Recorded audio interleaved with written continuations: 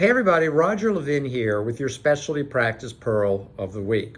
So I was speaking to a rather large group of specialists recently, and I build in Q&A time. I love questions. I study questions. I think your success in life is directly proportional to the questions that you ask. I hope I'm right because I try to do that.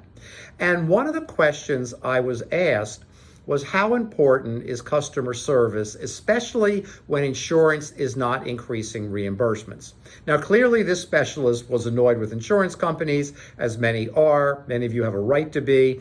But first of all, in the question, I said, well, let me change your question. Let's leave out the insurance companies. That shouldn't be a factor, because you can't have a two-tiered system. These patients get treated well, and these patients don't get treated quite as well because they come under insurance reimbursement. And even though you might say, well, wait a minute, why can't I do that? Well, you could. The problem is your team will always drop to the lowest level. So if you've got two tiers of customer service, you're eventually going to have one tier at the lowest level. So I need you at the highest level because I'm going to tell you why. So I changed the question and I just said, well, let's just ask, how important is customer service? At Walmart, it's not that important.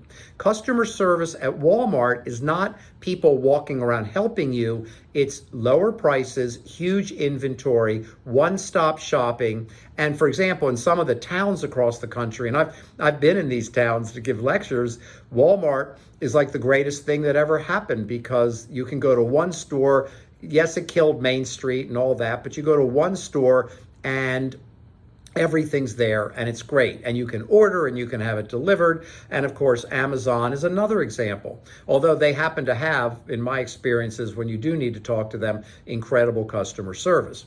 But how important is customer service? Well, if you're Walmart, not as important. If you're the dollar store, not as important. But if you're a specialty practice, very important. You've got to have customer service to your referring doctors. You've got to have customer service to your patients. And in today's world, you've got to have customer service to your team. Customer service, and I'm going to end with this very, very simple concept, differentiates you from everyone else. Very few practices have 5-star customer service. Now, if you're 3 or 4-star, you're not bad, but you're not 5-star.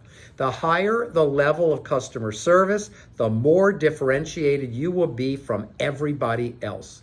So I encourage you, take the time and effort to study customer service.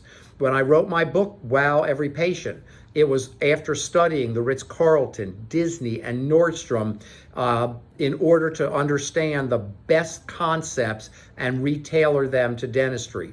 Go read about the Ritz. Go read about Disney customer service. And then, of course, Nordstrom is quite famous for it. They're not quite where they used to be because they're now more online than in store, but they built themselves on the backbone of customer service, and so can you.